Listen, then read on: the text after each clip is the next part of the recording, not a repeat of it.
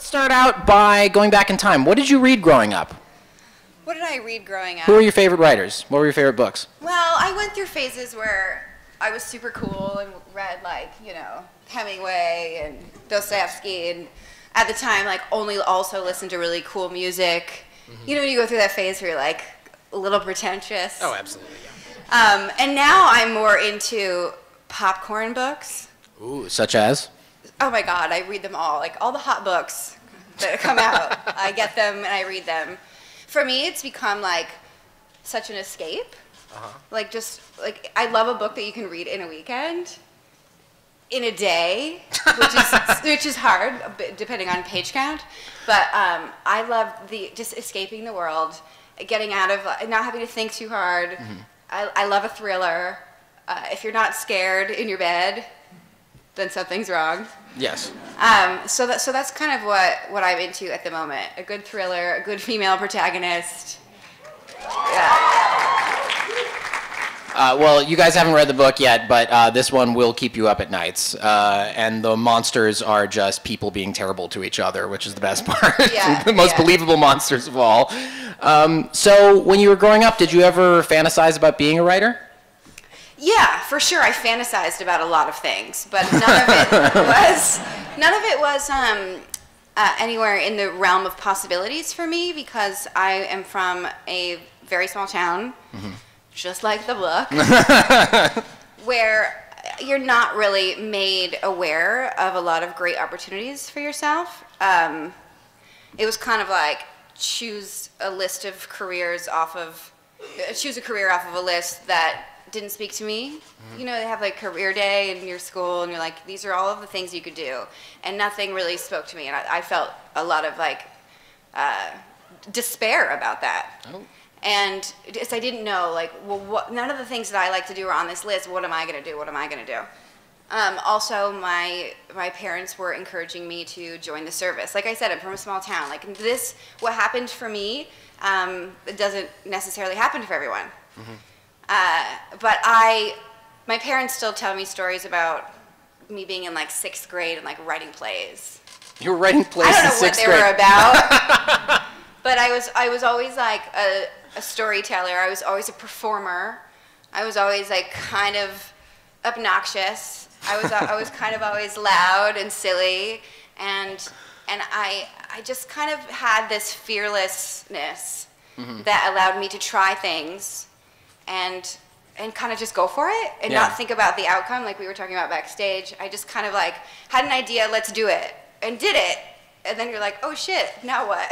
Did that come from your family? Was there sort of this culture of like being fearless and going for it? No, and I think we all wonder where this all came from. Okay. And I don't know if it was just a combination of nature and nurture, and an insatiable desire to do more and want to do more and explore more and have fun. Mm-hmm. I always wanted to have fun at my job. Sure. I always wanted to do fun stuff.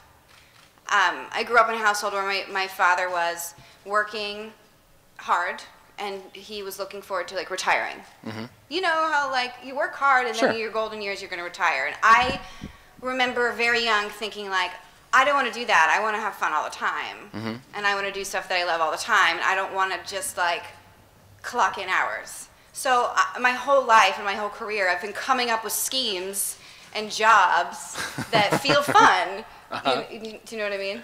Sure. Were you the kind of kid who would like get at the dinner table just go like, guys, here's what happened to me today, and like give a long account?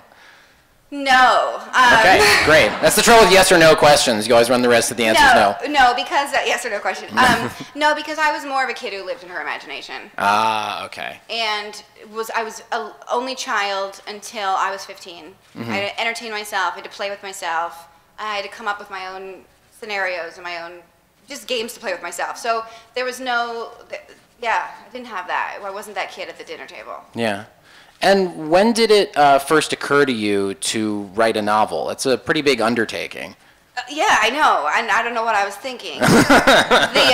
Really, a long time ago, actually, it kind of started, I wrote a different book proposal. Oh. That someday will come out. I wrote a different book proposal that was a sort of murder mystery set in the modeling world. Ooh. Young YA, and it was a fun topic for me. And that is kind of how I was introduced to the publishing world and through different contexts and like books and at my agency and things like that. So the appetite was there. We explored that for a bit, and through that experience, I was introduced to Lauren Oliver, who has a company called Glasstown Entertainment, and they kind of handhold baby writers. It's almost like writing a book with like a whole big support system. And kind of like what a producer does for a new television idea or something like that. And we had been talking about like different television ideas. That's something I also do on the side.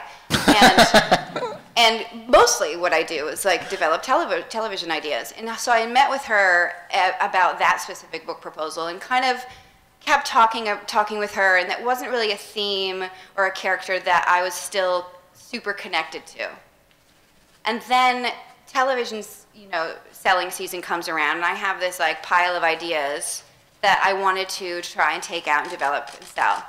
And this was Bonfire originally was an idea I had for a television show. Oh, interesting. A couple of years ago, I planned on I had a pitch, I had the character development, I planned on taking it out and trying to sell it that way. TV is so slow. So I kind of pitched it to my agent, and they will not like me telling the story, but I kind of pitched it to my agent, and they were like, yeah, that sounds really cool, but it's probably not going to sell right now because, at the time, Making a Murderer was really big. Ah, right. So everyone's selling, murder mysteries set in a small town, whatever. Right. I was like, yeah, but this is different. But I think they also felt like it would be as tricky because of there's a parallel story happening with a set of teens. So in trying to brainstorm how to tell this story, and also as an act of pure defiance, I decided to try it out as a book. So I called up my friend Lauren Oliver. I was like, okay, I have this idea. I have a whole pitch. Will you talk to me about it and let me know if you think that there's anything there? If you think I could do this as a book. And she said yes and loved it. And with her help and my management team and my very best girlfriends, kind of all helped me go from there. Additionally, I was just told that Jessica Jones wouldn't be coming back for a long time. So as someone who's not that long, don't worry, but it's coming back. I'm shooting it now. It's coming back. But there was going to be a very long hiatus in between because of scheduling of this other show called The Defenders, which is coming out of August, and which is totally sick. I was like, this is as someone who's worked consistently in television over the past decade, that's what I do. I had to basically sit out. And I was like, this is the time. This is the opportunity for me. I could really, I have this year and a half window. I could really sit down, make this happen, feel completely, creatively excited, and just do it. So I did. And and so that's how the book was born. And that's why we're here today. So jumping back to when it was a TV pitch, there's a story that might be completely made up, but that I find useful as an idea, which is Philip K. Dick, when he was writing The Man in the High Castle, apparently just one day a name popped into his head. The name was Mr. Tagomi, and he wrote that down and then consulted the I Ching, because he was a little nuts, to figure out what the next stage of the story should be, and then the next stage. But he never knew exactly why that name came into his head, but it was the first seed. What was the first seed of Bonfire? Was there a character or a scene or an idea? Yeah, so I grew up in a small town, and a sort of a major activity is always a bonfire. The bonfire party, it's meet at the bonfire, that's what we're gonna do on Friday. And I mean, if anybody's from a small town, back me up. It's either the back of a truck, a tailgating party, or a bonfire party. And so the idea came there, and it started with, okay, Bonfire, great title. You work your way back, yeah. And I wanted to have a party, a group of teens, shit hits the fan, they wake up, somebody's missing or worse, and the whole town is working to cover it up. Yeah. So the idea started there, and sort of I just kept building the whole world out, and really focusing in and having the story be told through my main character, who, as I was writing her, became like, it was almost like, okay, I can't like act in a cool show right now. I have to sit out. I still love storytelling. I still love character development. I still love breaking down characters and finding windows into their psyche and opportunities to do that. It was almost like, hey, this is like a different acting job for me. Right. Well, I was going to ask. On no one else's production time. Right. I never had to worry about a studio executive greenlighting it. Right. I was just going to do it. Unlimited production budget. It's great. Totally. You can write people like with helicopters for heads. I didn't. It's not that kind of book. Unfortunately. But there's a lot of freedom, in just being able to sit down and write a book. Yeah. And this may sound like a small thing, but I'm always interested. When you have ideas, where do you write them down? Do you do like a notes app on your phone? Do you I do a notebook? it all. Yes, I do it all. I have a bulletin board with Post-its. Really? Yes, it's either Post-its or, depending on how developed the idea is, it could be like several pages stapled and then tacked up. Mm-hmm. So I kind of keep organized that way. And then sure, I have a notes app, but I feel like things just get lost in your phone. Yes. You can write shit down on your phone all the time. You're never going to look at it again. Yep. Most of the photos on your phone, you're never going to look at again. Absolutely not. Yeah. I don't find it to be that helpful as a creative person. So I tend to write everything down by hand or print things out and tack them up. So I sort of have and then I have a master document of what I have going on just to keep organized. Mm-hmm. Like, these are the things, these are the ideas that I have. Here are the ideas that I've heard from other writers and I want to develop. And here are the things that are actually sold and in production. Here's what I'm actually doing right now, just to help keep it all organized. And where did you write the novel? Is it largely on set? Were you No, I wasn't on set at all. No. This was before I started back on Jessica Jones, which we just started a couple weeks ago. Yeah. So where are you most comfortable physically when you're writing? I do my best work first thing in the morning. Mm-hmm. Still in my pajamas over an entire pot of coffee. Nice. I've always been that way. That's kind of always been when I'm most clear and when I'm most focused. I don't know, a lot of artists are like, oh, late at night. Sure, late at night I'll do something, but I'm more of an early to bed, early riser kind of a girl. Sure. So first thing when I wake up, I like to get everything done. I've also never been the kind of person who can ever go outside and have fun until all the work is done. Oh, okay. All your homework is done. Whatever. Everything has to be done. Right, all the work emails have to be finished before anything happens, which will be the end of me. So I work first thing in the morning until I kind of can't take it anymore. 6 o'clock, 6 p.m. Wow, that's a long stretch. Yeah, it's a long stretch, but I'll take breaks in between. I'll pace around. I'll take a couple phone calls and do what I have to do. But for the most part, I would really hunker down. Yeah. And then sometimes, when you're getting back a round of notes, depending on the time of day, if I get a round of notes at 6 p.m., I'm definitely going to, look at them right away and, work on them. Sure. And along those lines, you say you're always the kind of person who had to finish what you were doing before you could go have fun. Was that true when you were young, too? Were you, an overachiever? Sure. Oh, yeah. No, yes, I've always been an overachiever. Yeah. That does not mean that I was, great in school. Okay. But, yeah. Exactly. Okay. So, did you write the novel in a linear fashion, or did you sort of pick scenes all over the place and then kind of put them together? Well, a linear fashion, because I had the idea and it sort of started with just a couple of paragraphs, then a couple of pages, and then moving on, and then outlining. And then I only had the proposal, which was about the first 100 pages, and then the rest was in very short form outline. That was the scary part, because then you get in there and you're like, oh wow, I need way more. So it was really about linear, seeing what works, bulletin boards, white, note cards with plot stuff, moving around like a piece of a puzzle, and then going back through and seeing what was missing, what emotional beats needed to be fleshed out more, what scenes were missing, that kind of thing. How much longer was the novel that when you turned it in for the first time than the end? Did you have to cut a lot? I think that things got cut. Obviously, in the editing process, things get cut that maybe don't always completely move story forward. Yeah, sure. And you know, when you get your notes back and you see in the margins, like, oh, cut this, and you're like, well, why? Did you read the whole thing before you said that? Like, but ultimately, the version of the book that's out there and is done, I think is streamlined and fast-paced, and there wasn't really anything that was lost that broke my heart. I'm also like pretty good about letting things go, and just because I've been working in television for so long and in script forms, like if something doesn't move story forward, it either has to move character forward or story forward, and I'm pretty good about cutting stuff. Yeah, and that really shows in the finished product. It's very lean. I mean, it really is.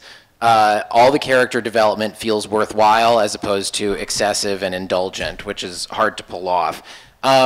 So what was some of the best advice that you got from, you described having all these people who were helping you out. What was some advice that they gave you that really stuck with you? It'll get there. It'll get there. You know what I mean? Like, there's definitely times, my manager's sitting here in the front row, where I would work myself into a total frenzy because I couldn't figure something out, or it was like maybe getting hung up on like one line, not being like exactly on tone or what you're trying to say, and like anything, it's a process. Like and sometimes like getting a round of notes, I'd be like, what? Yeah. And then you take a step back and always find the root of the notes, find why, if someone's bumping on something, it's not about changing that line, it's about finding out why and treating the underlying issue. So sometimes it was a lot of work. Yes. And I would get a little overwhelmed, and then the next day I'd wake up and be like, oh, that's so easy, that it's just XYZ, just do this instead. Yeah. So it was just like managing the severe highs and lows of caring so much. Right. And obviously this is, a big new venture into an entirely different medium for you. Were you ever nervous about telling people like, oh, I'm writing a novel? I mean, I know for a lot of people in any field, if you say like, I'm writing a novel, you're worried people are going to be like, oh, yeah, sure, good luck with that. Were you ever nervous about telling people that you were working on a novel? You mean telling assholes? Here's the thing, like, I think I'm just a well-rounded creative person. I act in a show called Jessica Jones. Yes. I also have a production company. I also knit and have a line of That's knitting. That's right. We're all follow the knitting for Krysten Ritter. Super into the knitting. Krysten Ritter. Yeah, she's great. I also write. I've written many things. It's hard to get things made. I have a movie that was made. I've sold maybe 25 pilots that I've developed. None of them ever get made. Also, again, my act of defiance, just writing a book. So, I think sometimes creative people are just creative people, and I wouldn't put anybody else in a box, and I don't want to be put in a box. And yeah, hell yeah. Whatever. Yeah. You know what I mean? Yeah. Whatever. I just am trying something new. Yeah, that sounds great. So let's get into the book a little bit. And I have to ask, how traumatic was your childhood? Because Jesus Christ, some awful stuff happens there. You know what I mean? Like, well, the book is fiction. Well, obviously, but like, it's so believable. Like, yeah. Well, originally I went in with, thinking about it in terms of big themes that we can all relate to. I think, I was in a place in my life where on paper, I'm successful and I work hard and I've left my hometown, and I think everybody gets to a point in their life where stuff from the past or stuff that has happened to you, or your story or whatever you think defines you, still like nags there sometimes. Sure. And I think that there comes a day where you're like, let's move away from this story. Let's move away from like, oh, I might like this because my parents are like this, whatever. Everybody can relate to that. Sure. So it was really about like starting with those themes and those feelings. And also everyone can relate to going home and regressing into like a nightmare. Yeah. Like everyone goes home for Thanksgiving and acts like a total tool. Yes. So I started there, and I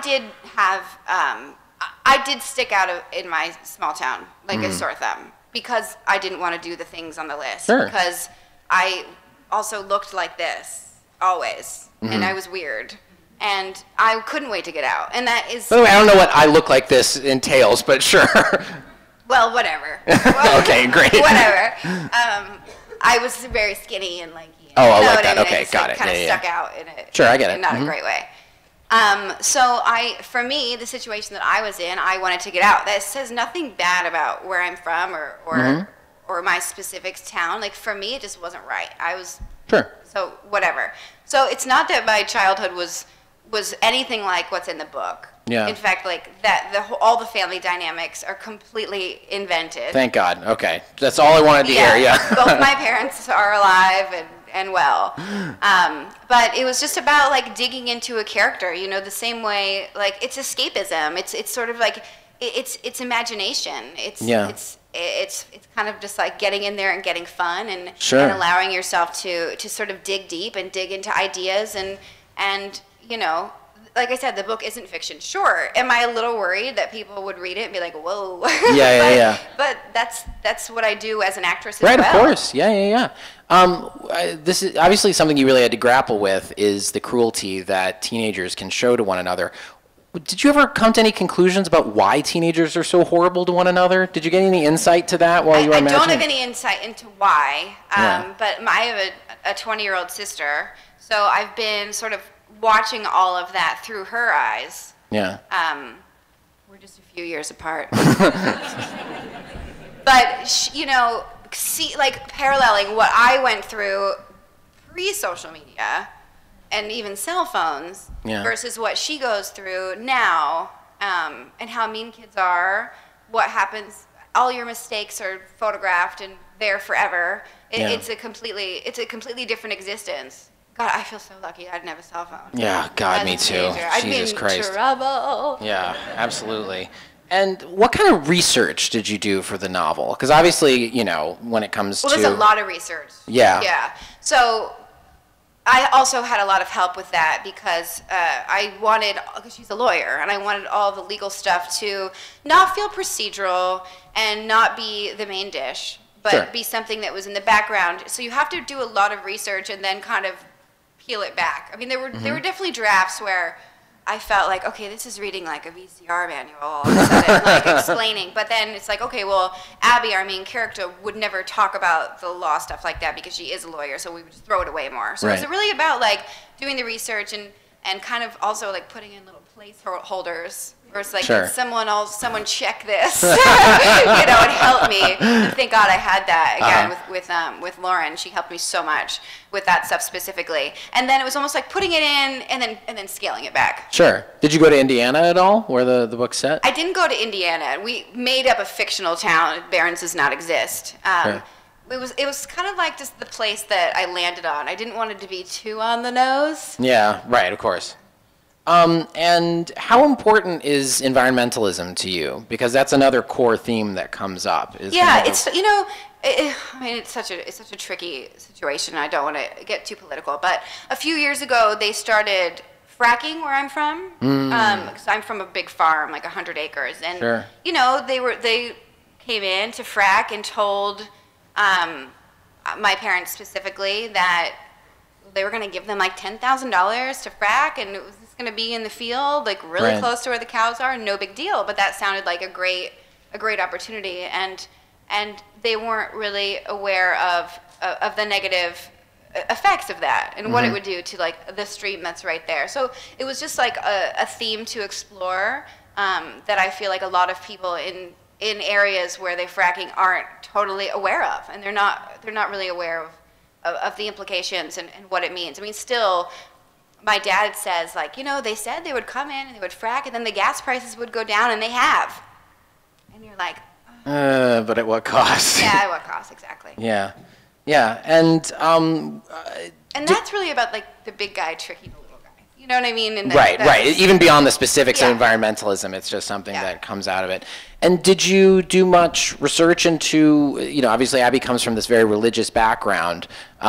Did you do any research into that? Like, did you talk to friends who grew up in really religious backgrounns? Well, I did. Oh, you did? Okay. Yeah, I did. Not to that extent, and not in a negative way, but the Ritters especially are big, you know, are religious and go to church every Sunday, and that's a thing.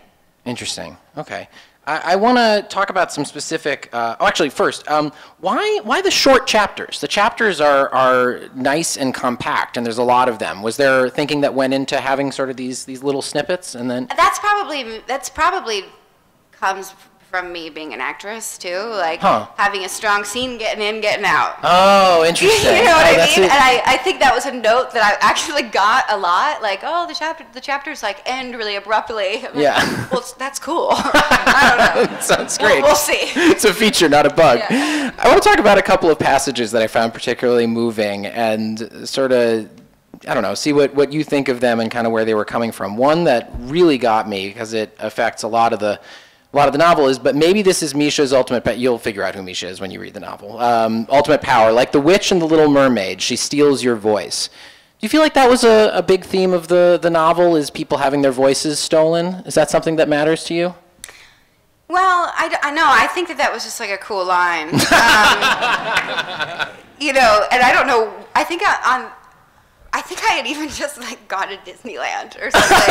So I think I'm getting a little more credit than I deserve. No, that's fine.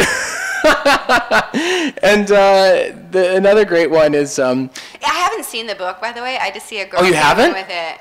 Can you hold it up so somebody... I mean, it's so... I haven't seen it yet. I haven't even had one in my hands. What? I'm so excited. What? How's that? Crazy to me. There you go. You're having a donation made to you. You're afraid to touch it?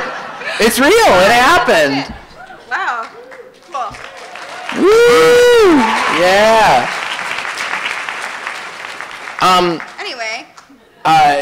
Did you have a lot to do with picking out the cover art? Because the cover art's great. I did. You know, I did and I didn't. I think the cover is so dope. And yeah, it's great.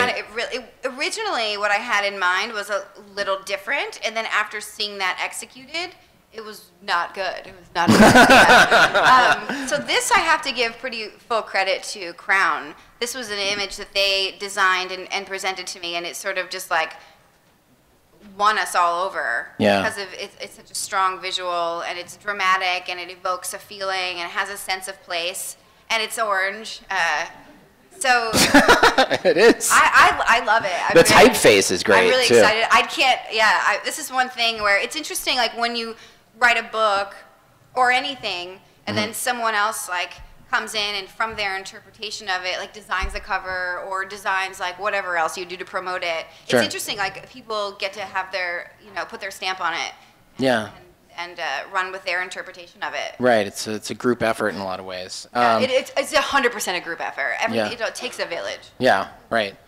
How do you approach writing about sensitive issues of trauma and abuse in a considerate way? I've always wondered how storytellers are able to do that. Well, for me, I try not to get too. I don't hit it too hard on the head. Like for me, it's all about being really subtle.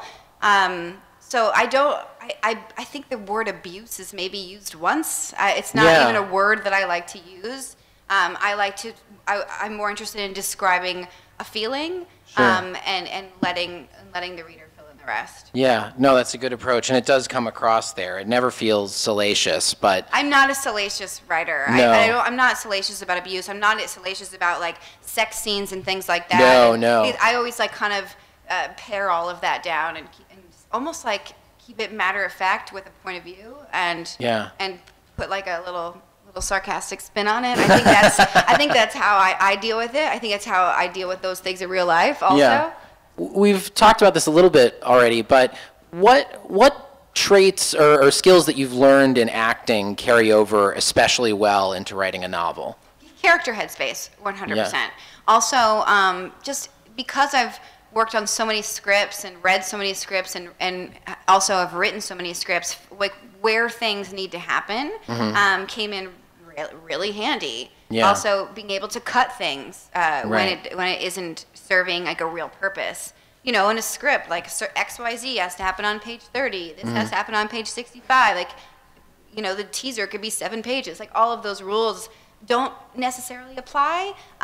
It's the same kind of order, but there's more fluidity, and there's more retail space. There's more space to write. So that's something that a strength I think that I have picked up along the way in my acting career that I was able to apply here. And then, you know, character stuff, like getting in the character's head, finding authentic windows into her psychological headspace that evoke a feeling. Yeah, and it does evoke a feeling, and I'm curious, was there ever a point when you thought maybe you should do it in third person rather than first person? No, I didn't, because I also feel like the books that I read a lot and I get the most lost in are first person books, because you're so, I wanted this to be a psychological story and about a person, about the girl and what's happening to her. So I felt like first person was the way to go from the beginning. Was there a note that you received at some point in the editing process where you went like, yes, that's exactly right, and it really sort of tilted the way that you were writing the book at all?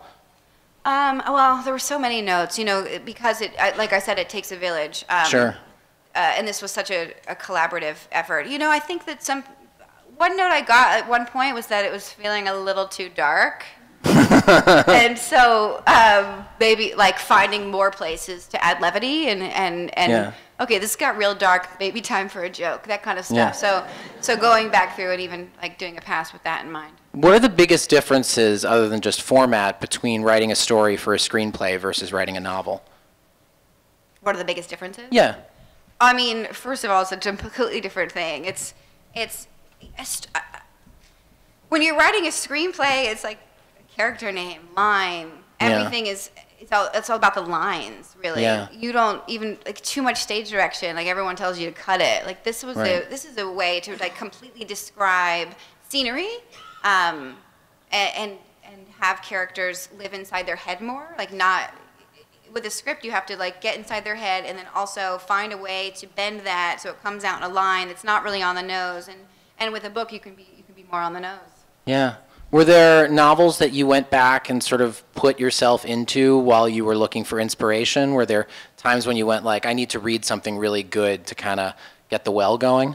You know, I was really inspired by Sharp Objects. I was like, I just went through.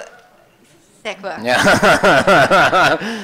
You know, I kind of just went through a phase where I was reading a lot of first-person thrillers written by women and was like, you know, I really enjoy this. Like, I'd like to try it. Yeah. It's as simple as that. For you, what does thriller mean? Because that's going to be a word that is going to be associated with this. I guess, you know, for me, it almost feels like a 90s movie. I don't know. Like, the Pelican Brief or something. The Pelican Brief, you know, even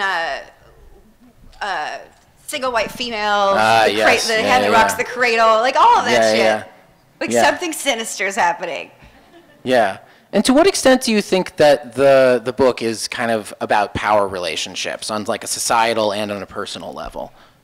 For me, the book is about a girl who isn't totally present in her life. Who she isn't able to move forward for whatever reason because she has this thing, this story, this idea that's gnawing in the back of her head. And it's really about finally addressing for her the elephant in the room, metaphorically, so she can move forward with her life. So, and I think to me, that's what the book's about. That's what's important to me, and that was what I was interested in doing from the beginning. Yeah.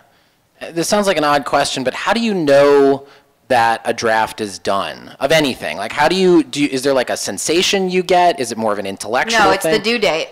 Good answer. If I could do a couple more passes, I already have some ideas. Just kidding. Yeah, but I'm also really good at working with structure and deadlines and things like that. Sure. There's always going to be something that you wish you could have done or wish you would have spent more time on. But yeah. There was just like a day where we're like, oh my God, this is done. And then like another round of notes comes. And you're like, okay, cool. Now it's done. I don't know.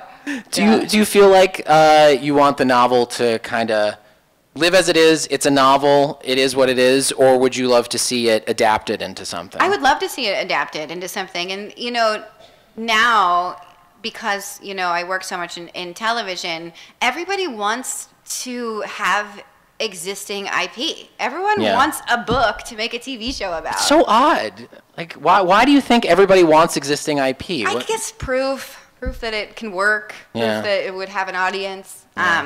So I would love to see Bonfire adapted, probably into a movie or a miniseries. Yeah. No, it felt very much like sort of an HBO like thrilling miniseries. I totally agree with you.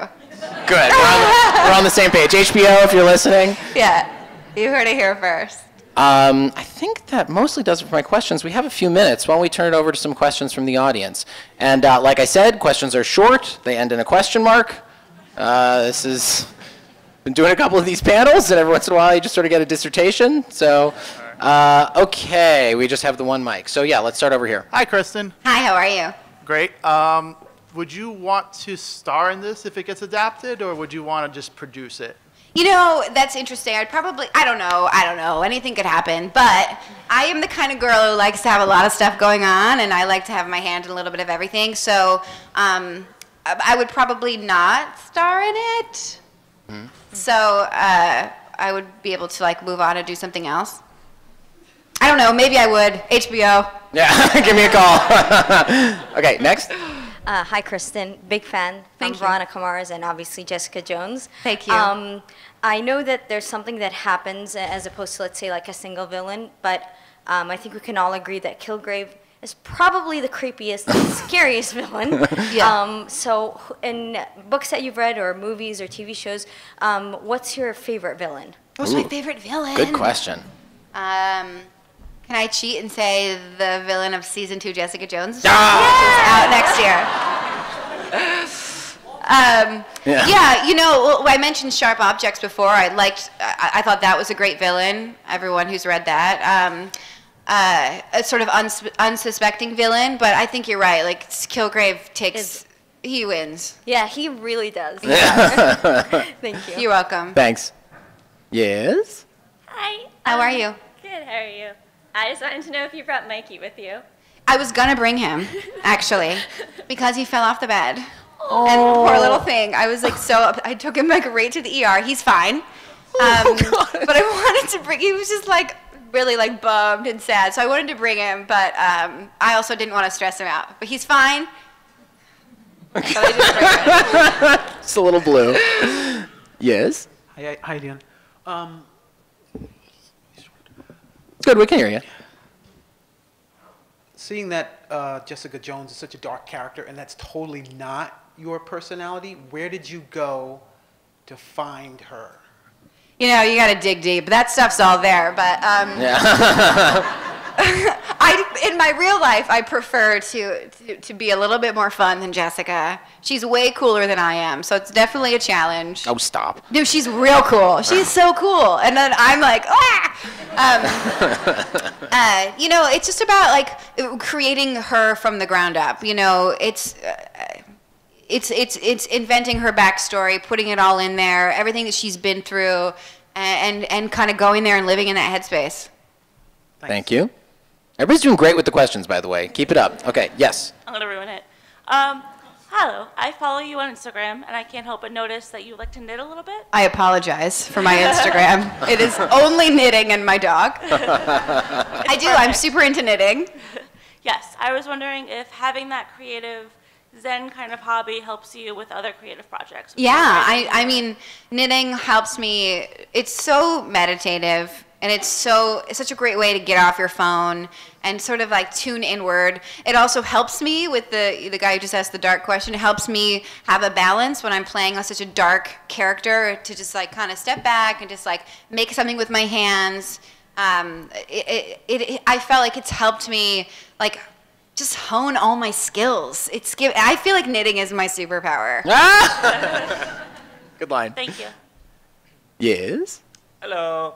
Hi. So I'm wondering, for your writing, were you inspired by any negative tropes about females, like objectivism and all that sort of stuff? Like wanting to rebel against that? Yeah, exactly. I mean, my whole life is rebelling against that. You know what I mean? So I'm not inspired by negative anything. But, you know, for me, I try to, you know, approach my characters from an authentic place that feels authentic to me. And yeah, there's nothing negative about that. Great. Thank you. Hi. So I teach a class on the MCU, and when we talk about Jessica Jones, we talk about like what it means to be a hero and trying to define that. And so I was wondering, like, how would you define like a hero, like literary or super? And do you think Abby fits that?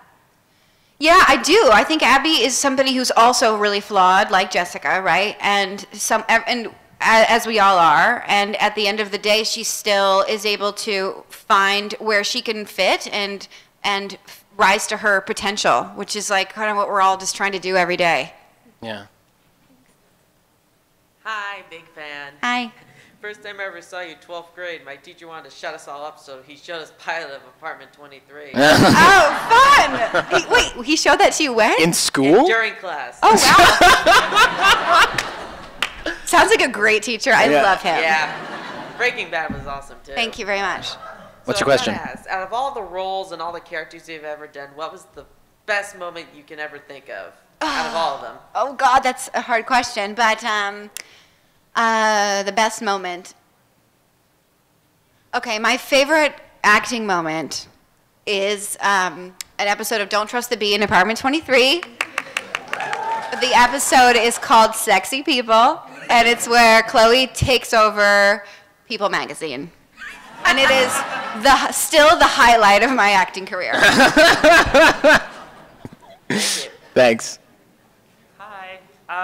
You've portrayed complex female protagonists in shows such as Jessica and Chloe, and I was wondering if Abby reflects the same complexity that you portray in TV shows. Yeah, I think so. I think that you know, working on Abby, it was like bringing myself to it, bringing things that interest me, bringing a voice that I relate to. She definitely has the sense of humor at times that I try to bring to all of my roles.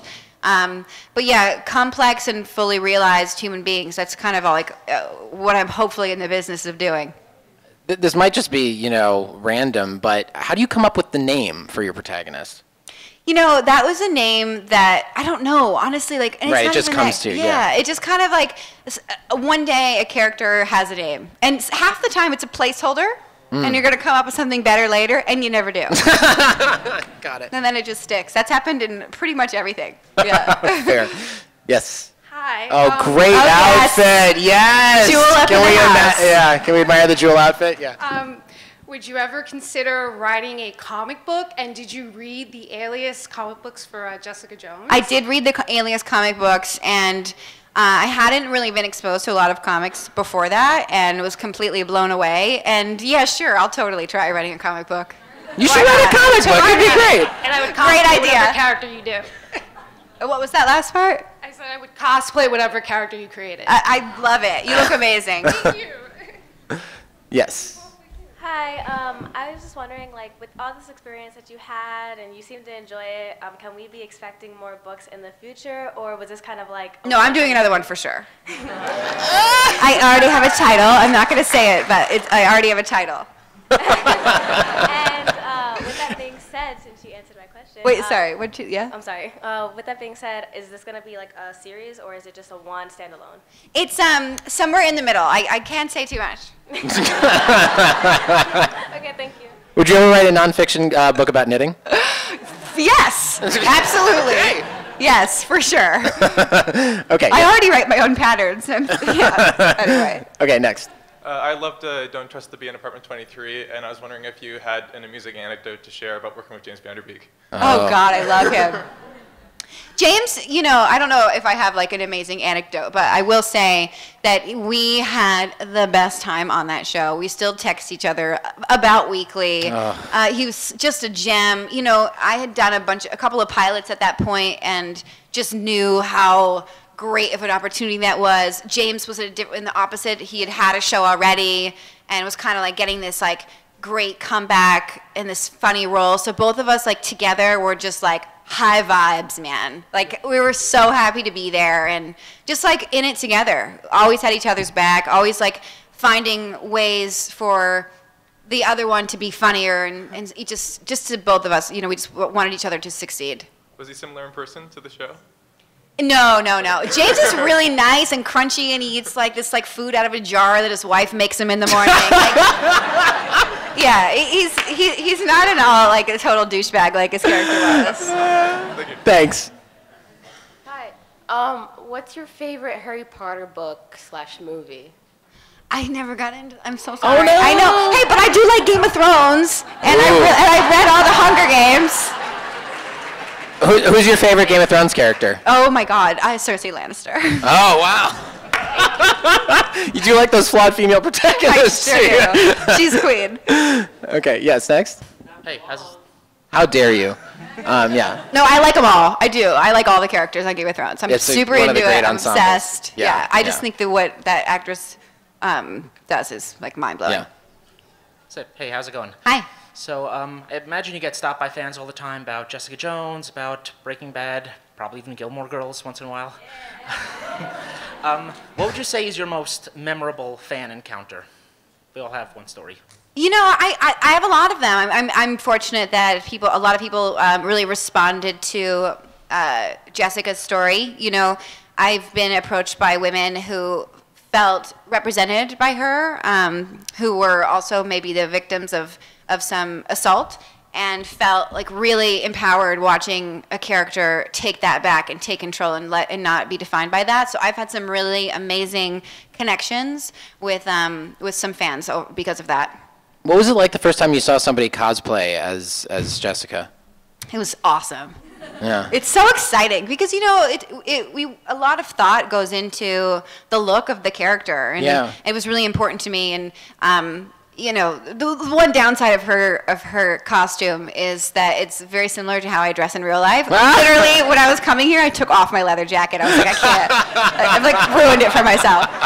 But I wanted her look to be instantly identifiable, and kind of in building that look, I was like, I want her to be a Halloween costume. If we've done that, we win. And so seeing people dress up like JJ, it just has a special place in my heart. That's awesome. Thank you. Yes, Ron and the band over here. Hi, I love you. Thank you. So how is the process of writing a book rather than reading like a role as an actress? Oh, I mean, it's definitely creatively, it's just as exciting, and it's a lot of work and it's a lot of discipline. But it was definitely one of the most like creatively and exciting things I've ever done, and that includes like all my acting roles. Is that it? We were just taking pictures, or do you have a question? Hi, I'm Victoria, and I'm from Russia. I love you so much. Thank you. I watch pretty much like everything what you did, and I know for like so many girls that Jessica Jones is like the role model for like feminism acting. Are you a feminist, and what do you think about like feminism right now? Because like very important to me to know. All right, wait. Oh, yeah, with a simple question. I'm a big time feminist, and that means like equality for every single person, and just continue to crush and take names and see amazing women rise. Thank you very much. You're awesome. Thank you. Is this a repeat question? I just had one more quick question. I noticed in watching Jessica Jones, like all the episodes, she only has one pair of pants. Funny you should ask. She actually has a few pairs. One's a little tighter than the other. And, you know, here's the thing with Jessica. In building her look, it was very important to me that her body was hidden, that she was not wearing something that would attract any kind of attention from a man or a woman. No girl's gonna come up and be like, oh, I love your dress. No dude's gonna be like, hey, hot body. Like, she disappears. She wants to be hidden, and so that's what the jacket is. The jacket is too big for me. The pants are nothing. The boots are flat and practical. The t-shirts do nothing for me. Like, I'm in boxy clothes. I can sit on the floor Indian style. I'm usually filthy. If Jessica, and I didn't ever want her to change her clothes, just like real life, your jeans live on the ground, you put them back on. So it was really about like Jessica. Also, she has a self-inflicted uniform because that takes out 15 minutes of her day thinking about what she's gonna wear. She doesn't give a shit. She doesn't give a shit about her jeans. I didn't know you were so involved in building the look for the character. 100%. 100%. See, here's the thing. Like, that's part of, that's half of feeling like the character. Mm-hmm. So I do all my work at home, but then the look is very important to me. Same with Don't Trust the Bee in Apartment 23. I'm very involved with hair, makeup, wardrobe, because I have a vision of how the character should look. and feel. And so yeah, I had, yeah. You're like a one-woman production squad. Like you do everything. Yeah, I know. I'm tired. Okay, last question. So I'm an English major in college, and I wanted to know which one you like writing better. Do you like writing the novels better or the screenplays? I mean, I like it both. Now I'm like super into the novel because because I liked doing it. It's awesome to have like an end product. Here it is, and you know, not have to worry about it being greenlit at a studio or like raising the money. Like that can happen later. So right now, I had such a great experience writing this book. I had so much fun doing it. And just so it was so wildly creatively fulfilling for me. So right now, I'd pick the book. Well, and it was really exciting to be able to talk to you. Thank you Thanks so much, Thanks for Krysten. I having really me. appreciate it. Thank you, everybody, for coming. Enjoy the book.